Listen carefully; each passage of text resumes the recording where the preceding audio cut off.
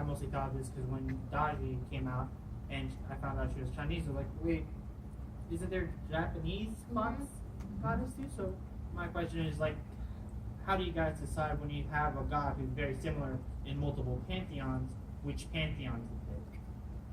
That's a good question. There are a couple factors that go into it. So with Greek and Roman, we have a very large pantheon and a much smaller pantheon. So sometimes it's like, man, if we could do the Greek virgin, show them some love a little bit, that might be better. But a lot of times, one depiction is more widely known or more iconic, and so that will also direct us as well. I know there's like the Knox-Nix discussion. Sometimes it's like, it can be a small detail. It's like, oh, well, in this version they have this, and that's not very cool. But this other version has this, which is awesome. Or the name we like better. There's a lot that goes into it. But yeah, that's. I don't know. That's why we did Bologna, in my opinion. Yeah. So there's a lot that goes into it. But I think we try to get the one that's more iconic when we can. Really good now. Thanks. Big fan. What's everyone's sort of like favorite pantheon they've worked on? I guess if you can choose a favorite. You want to start? Sure. Wow. That's hard. It's not hard for me. For me, it's Celtic. I used to read a lot of Celtic Yeah, mythology. I was really excited about I Celtic. like the fact that they're all sort of kind of shape-shifting and changeable. I like the Norse pantheon. Sorry, David. Oh, sorry. I We're was letting gonna you say- think. Oh, That's all. oh, thank you. I'd say the Shinto because really, I think we just released Shinto most recently, and it's nice to see how we're continuing to grow that pantheon. So, and then the abilities are pretty great too. The lore behind it is I love all pantheons equally. Obviously, anything I'm working on, that's my favorite. But if I had a favorite, it's totally Japanese. I wanted to do that before we had one, and so when we were like, oh, maybe we could add a new pantheon. If you guys have proposals, like, here's this pile of research that I've done. No big deal. But if you wanted, I might have like a giant pile of docs on it just in case. Like, no big deal. And every time a Japanese god like is in the pipeline, Fish is like, dibs, dibs. We don't really get to dibs, but we have done swaps. Like normally we try to rotate so that each one of us gets a little bit of a wind down period before going hardcore into the next one. And we have done swaps. And one of my priorities is like, oh, if I can swap into a Japanese pantheon, I will always take that. So, did you say your favorite team? Oh, so I told you I was an art historian, and one of my concentrations is in ancient Mesoamerican, and so I'm gonna go look Mayan because there's still not a lot to be said about the Mayans. There's still like Sorry, I just had a thought. All right. So brain fart. Thanks, Fish. Now I don't even know. There's not a lot to be said about the Mayans. So. Oh yeah, that's right. I mean, like, no, I meant like ancient, the archaeological stuff. That's what I meant. So, I like Norse because they're really good gods, and I really love the symbol. The triangles and the blue is like, it's my favorite thing. And Amir, because he gave me his life. What kind of god are you gonna like work on next? That's a great question. Oh man, I can't say that. That's blackmail right there. I cannot tell you. That was his question, legitimately. I know. Yeah. I wish we could answer I know. It's one of the rare But video games. stay tuned to patch notes. You'll see. It will be cool. When's our next big Wednesday. Wednesday. That's a big one. So, Yeah. Yeah, that is. That's a big one. one. That's a big one. Yeah. yeah. 4 p.m. Wednesdays. Every other Wednesday. So we just saw the Celtic Pantheon come out. What would be the next Pantheon you guys would like to delve into? Yeah, I would tell you, but then I would have to kill you. Yeah. It's. No, but is he I'm not gonna asking? say anything. I'm not gonna say Is anything. he asking what we would want? Yeah, what- or Yeah, you can what? say Yeah, yeah. okay. Yeah. Okay. Yeah. That's Yeah. what would be interesting. I would. Let's start with David. no comment. I'm also going to no comment. I don't even know any other pantheons. I'm not I an would art really historian. like the Mesopotamian pantheon. So I thought, Sumerian world? yeah, I think that would be really cool. But it's a little rough right now just because of like the Isn't that Yeah. close to Egyptian though? no. Sumerian would be Mesopotamian, so it would be one of the oldest ones. So it's the Oh. hardest to act. So you can have like Ishtar. You're Yeah. you're right. So I just like their characters, like how they look and just the lore behind them. So Can I flip it around? personally would think that Yes, really of cool. course. what pantheon would you like us to work Oh on? yeah, that's a good question. That is a good one. Polynesian. Polynesian's a Oh, really good that'd one, be too. really That's a really cool. cool one too. Polynesian is a good one, but I Damn, do I have to forgot go about back that. to what you were saying before. It would be really interesting to see what you guys could dig up and what you could create from the Sumerian and Mesopotamian area. Yeah, the Polynesian would be really cool too. Yeah, are you talking? Is it just like a mixture of Polynesians, like all their lore, or just like a centralized one, like the Hawaiian one, or the like That's Yeah, Or all of like it can probably mix together. the Maori one? I had to do some research on Polynesian for a separate, various pantheons for a separate project, and I ran into the Polynesian ones, and I just got Oh, they're really cool. It was like, oh, that's so cool. They're more Mayans. More minds. Oh, I might actually put my foot back in on this one. Okay. What you got? I'd like to see some African gods. Yeah. Ooh, Yeah, that would be really that'd exciting. Really cool. There's like a whole box there. I think that'd be really cool, actually. What you got? Ooh, I forgot Slavic. My Oh, apologies. Slavic, yeah. Totally forgot about that one. Bobby Kaga. All right. Miss T, what is your process on selecting the voice Voice actors? actors? Just curious. I'm asking for a friend. There's no stake in this. Well, it's Doesn't look It's good. mostly I'm gonna We jump have in. an audio person. You can yeah, follow. I'll think. You can think. You can do. So we actually work with a studio, who then outsources to another studio, who then gets voice actor submissions from I think 3 major agencies, and then several people who are unaffiliated. And it's at that point that we get the list of auditions they've gotten that we make selections. Typically, For me, I will start with like the giant list of like 50 to 100 of submissions that we have, like Tina says, and I'll go through and just a little insight to the process. What I'm listening for is somebody who sounds like, who doesn't sound like they know they're in a video game. Somebody who totally buys it. That's the first pass. Is like, nope, I know you're in a video game. I know you're in a video game. Oh, you're convincing. Like, I believed you for a second there. I'm closing my eyes and picturing the character, and I thought you were real. So I'll cut it down, and that normally gets me down to like 5 or less. And then from those 5 or less, now I'm going to change the sorting just in case, like, if my top 3 were all next to each other, I might have misestimated how good number 3 was. But I'm going to change the sorting so I listen in a different order.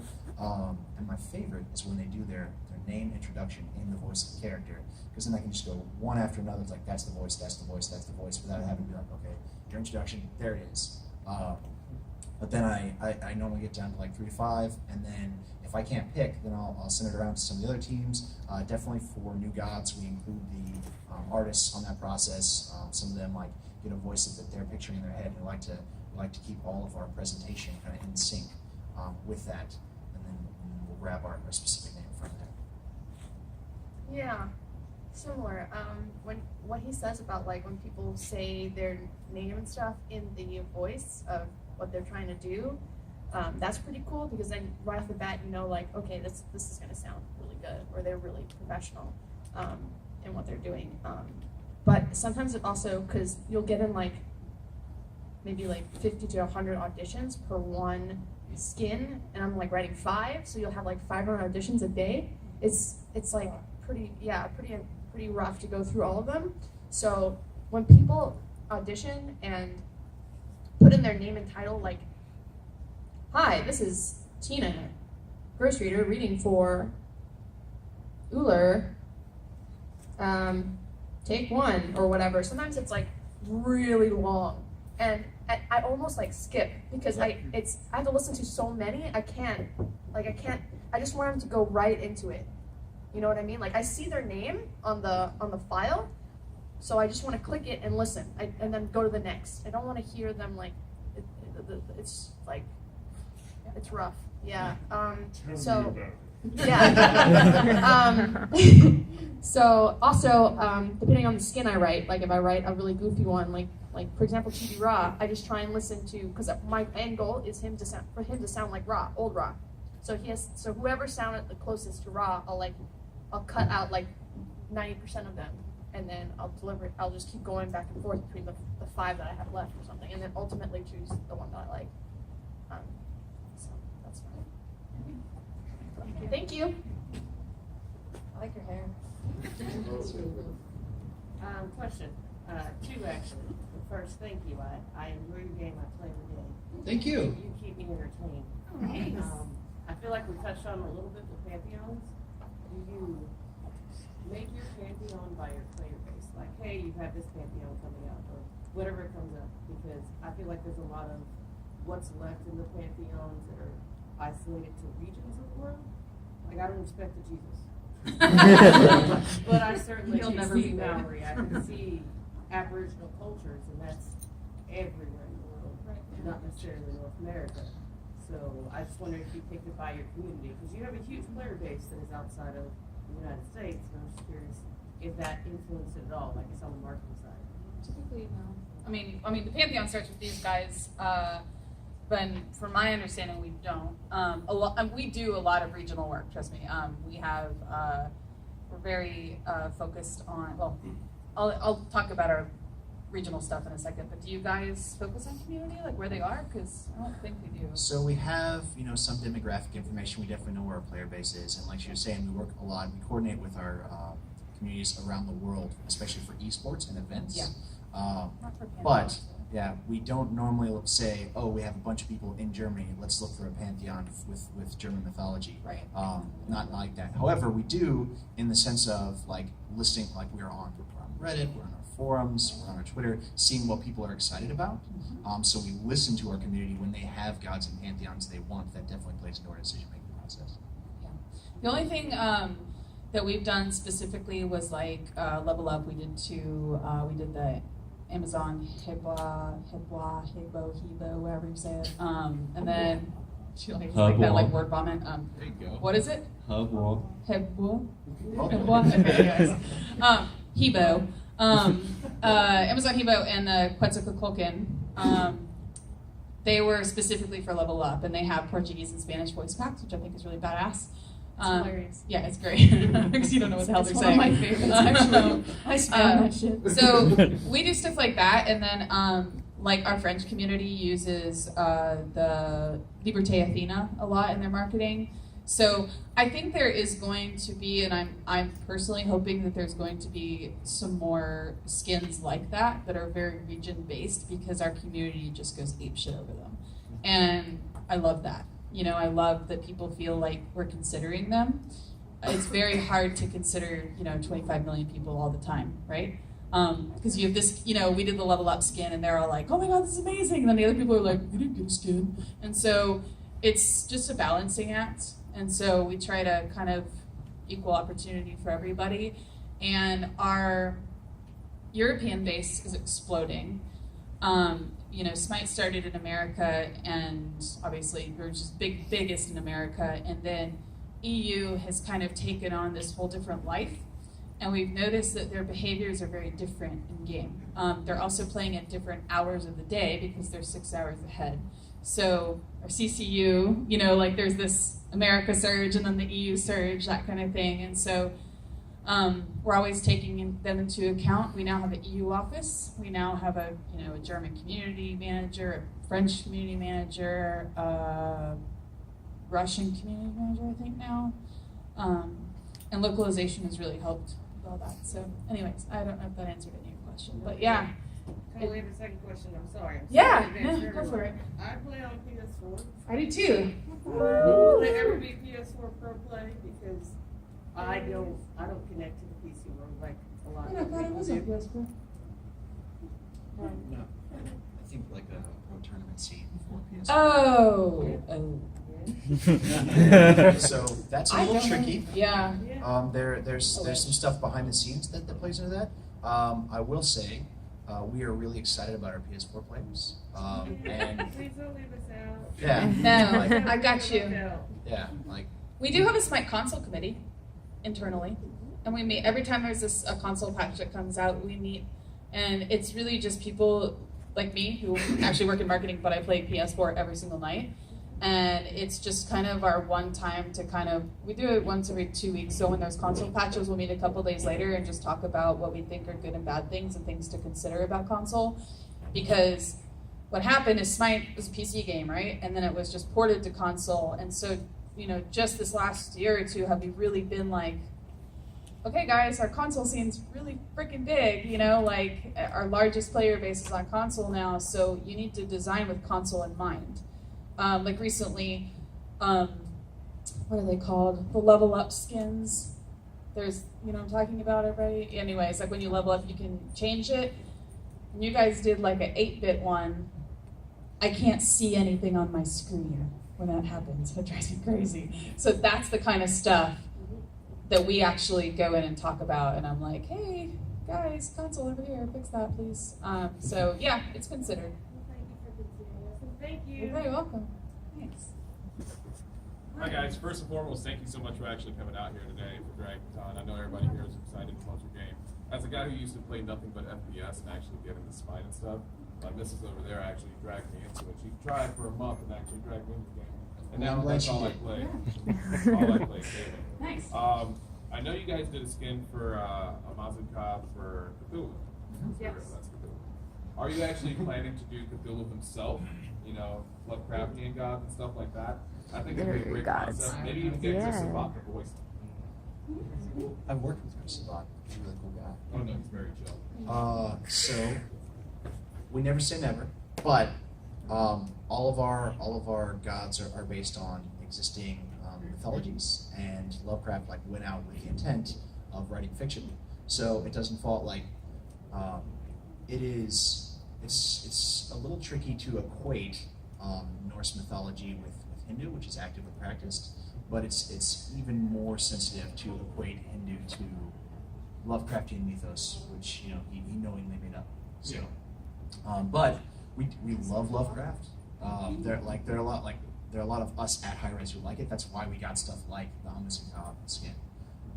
So we definitely look for places to put that kind of stuff in the game, but probably not as a pantheon. All right, guys, thank you so much. Thank you. Hi, I was wondering when you're going to bring back the Nox and Megamilk pod. The Nox what? I hadn't heard it called that. I do know exactly what you're referring to. Yeah. Thank you for that visual. I don't know. I think that door might be closed. The door is Somebody asked me what my favorite art was too. Statue of Liberty Knox is so good. It's also my favorite ones. Hello. Oh, I forgot that this works. This is a question for the art department. You mentioned before that you sometimes accept freelancers as illustrators, and my question is, do you actively recruit for that? Like, do you put out ads, we're hiring for this position, or is that another thing like the voice acting that you go through an agency for, that you have like a group of artists, and how does one sort of get their name into that pool? There's no one way. I'll see people at conventions. I'll see people online, like the ArtStation pages. That's a big source, and we've contacted people through there. ArtStation is a big one. In DeviantArt, there's a lot of skin concepts that we pay for skin concepts, by the way, from the community.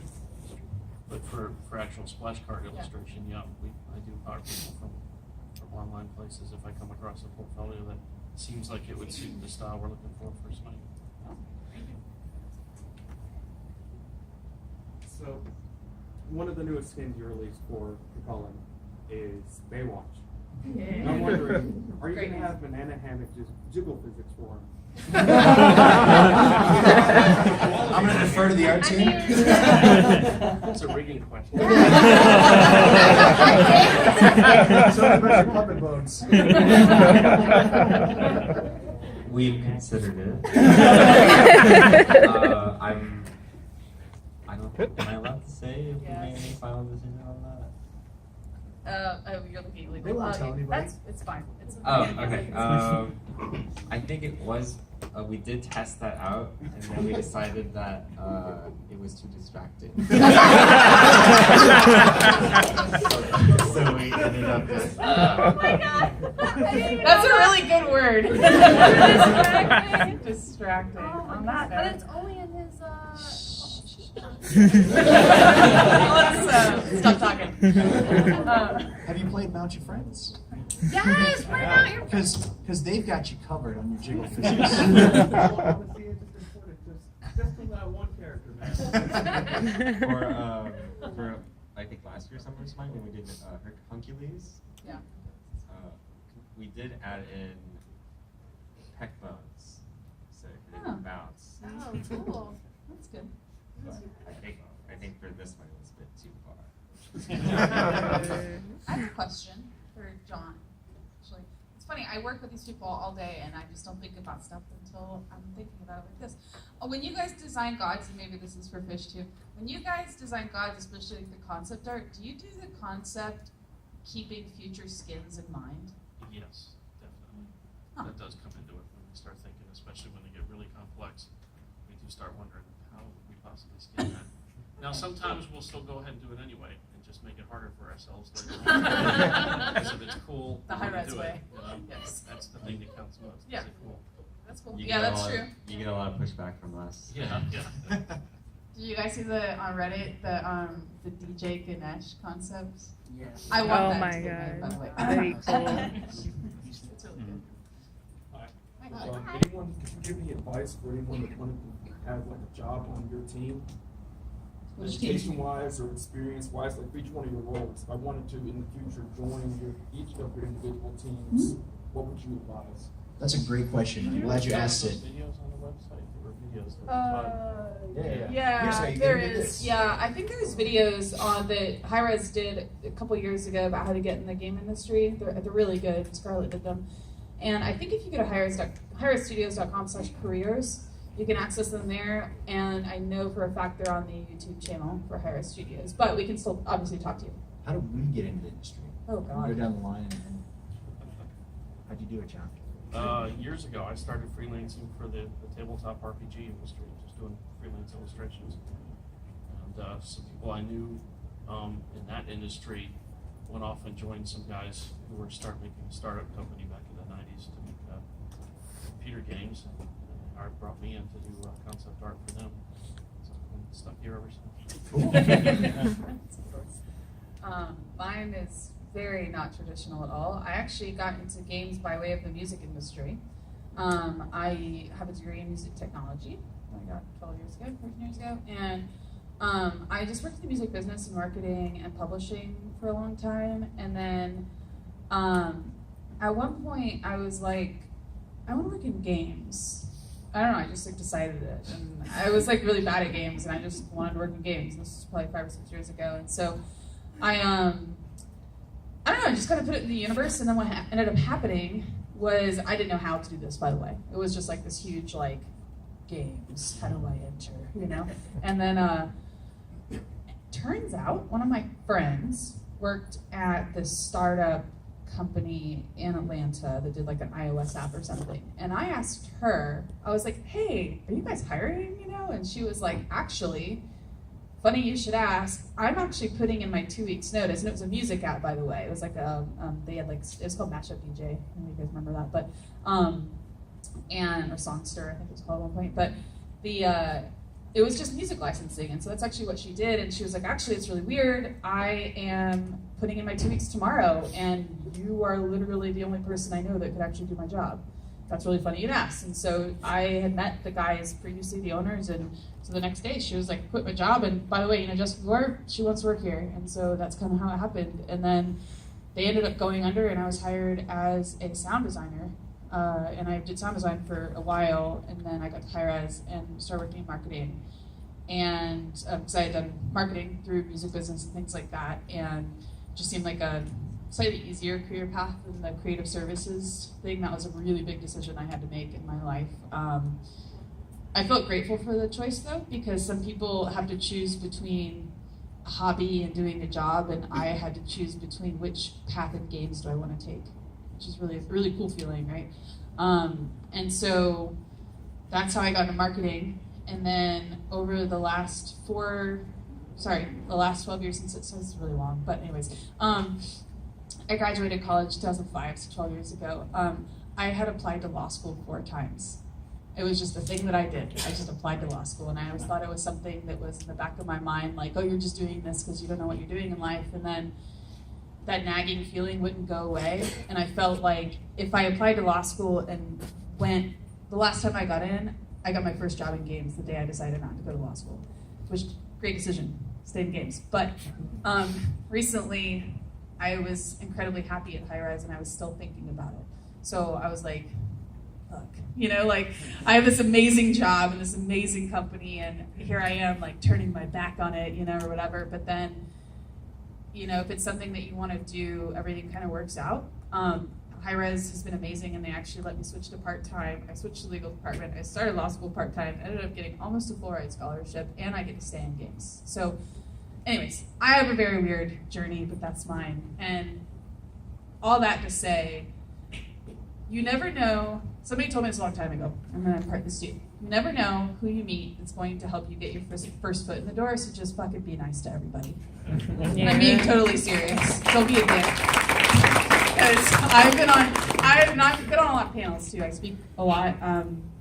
And I have had people email me and tell me the dumbest shit. And I'm like, and then they'll email like, are you guys hiring? I'm like, not you. And I've had friends of mine who were like, oh, I saw, like, they'll hit me up on Facebook Messenger. I haven't talked to them in 6 years, and, so we went to high school with or college or whatever. And I remember that they were an asshole. And they're like, oh, I was just hiring. I sent my resume in. Can you talk to the recruiter? And I'm like, yeah, totally. And then I walk downstairs and I'm like, hey, this guy's sending his email. Don't talk to him. I'm serious. So just be a good person, be talented, and be hungry and passionate. Sorry, that was really long. How'd you get into games, Tina? Oh, yeah. Sorry. Art history. It's hard to follow now. Ooh. I forgot how many people talk on that. Oh God. I'm gonna get acne everywhere now. Oh God, one second. Okay.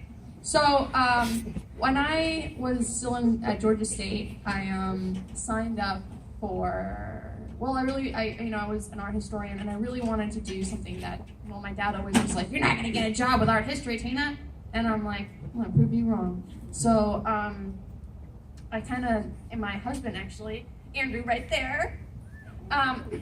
Anyway, told me that there's this really cool game called Smite, made by a local studio here in Georgia, and it's all about mythology. You should try and maybe tell them what you do and that you study art history and then that you deal with mythology all day. So I did. I sent Ares a LinkedIn message. The CEO. Yeah. Back in the day where you could do that, now they won't let you do that anymore on LinkedIn. It's really weird. They block it. Yeah. So this was like 5 years ago. Yeah, 5 years ago. When the company saw like 50 people, we have like over 300. 400 people now. So back in the day when I was 50, so I sent a message, and a month later, Todd replied and said, hey, come in for an interview, and I did, and I told him what I did, and I got the job in like 15 minutes. So that's how I got it. So I feel like the games industry is weird. There's no one way to get in the games industry, but I feel like it normally comes down to 2 pieces. Every story I've heard has basically had these 2 pieces. Before I get to that, make sure it's what you want to do. It is fun, but it's a labor of love. If you want an easy job with a lot of money, this is not it. So make sure that you are doing it out of passion, because if you're not, you won't last. No, you won't. If you know it's what you want to do, hone your skill, put yourself in the way of an opportunity. For me, honing the skill was getting a master's degree in computer science. And then finding an opportunity was actually like 4 years ago at Dragon Con, I would go to any video game industry panel they had, and I would be super nervous. I'd be up, my hands were shaking. I'm like, oh, hey, you're really cool. Can I give you a business card? And try to talk to people. And that didn't give me any jobs immediately, but it doesn't have to. If you're meeting people, they pointed me to SiegeCon, which is coming up again in a couple weeks, or in October. And I went to SiegeCon as a volunteer. I was like moving. I was helping set up the stage for high res. I was driving people to and from the airport. I was doing security outside of stuff. But I got to, again, interact with more people in the industry. I went to a game jam. Game jam works for a lot of people. Didn't work for me. I got voted off the island on my game jam team. I was like, oh. Then a month later, I got hired at Hires. It's like, game jam this? That's the secret was putting yourself in the way of an opportunity. I kept on going to meet people until eventually, actually at SiegeCon, I was wearing this $20 Armani suit that I got at Goodwill, and the seam ripped out of my pants. Giant hole in the back of my pants. Boxers totally showing. And I have not talked to people yet. And I'm like, I'm walking around with my underwear hanging out. I could go home and not be embarrassed, or I could talk to people anyway, and I'm no worse off than I am now. And actually, I talked to Todd Harris, I talked to Coleman, who worked there at the time, I talked to Nick Larkins, and that got me an interview. I went to the interview. I have a piece of paper at home with all of the mistakes that I'd made during the interview. It was like, there's no way I'm getting this. But next time, I'm going to learn from all these things. I'm going to put myself in the way of an opportunity. But they came back in and they're like, we don't want to waste any time. We want to hire you. So hone your skill, put yourself in the way of an opportunity. Volunteering for HRX, actually they hire people for HRX, like seasonal work, I guess, is a really, really good way to get your foot in the door at Hi-Res in particular. And I think they're going to start hiring soon. They're called the Titans. So, isn't it like hrxtitans.com? Is that the website? Something like that. Anyways, just keep an eye out for it. We do hire seasonal workers for that. You'll get to work with us in the building. I guess how I got started. Wait, how I got started in the industry, or how I got started at Hi-Res? Your choice. Okay, so I guess my first job was working as a contract animator up at Fisher Price. I didn't know that. I didn't either. Yeah, I did. Adorable. I did some internal marketing stuff, like webisodes and online stuff. So it's like 2D, 3D crossover. It was a lot of fun. And then after that, I moved down to Texas to do some multimedia work. But then in Texas, I was asked to come to Atlanta because I had some friends that worked at the studio that does Archer and the people that do the Awesomes, so Ventabox.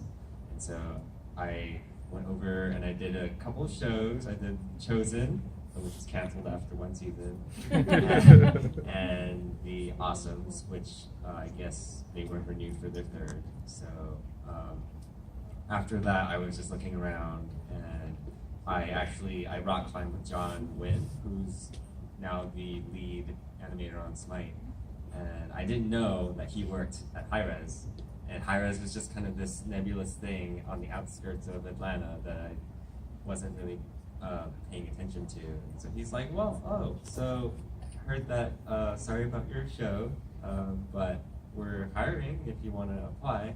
And so I was like, okay, so I just put it in my resume, and then surprisingly I got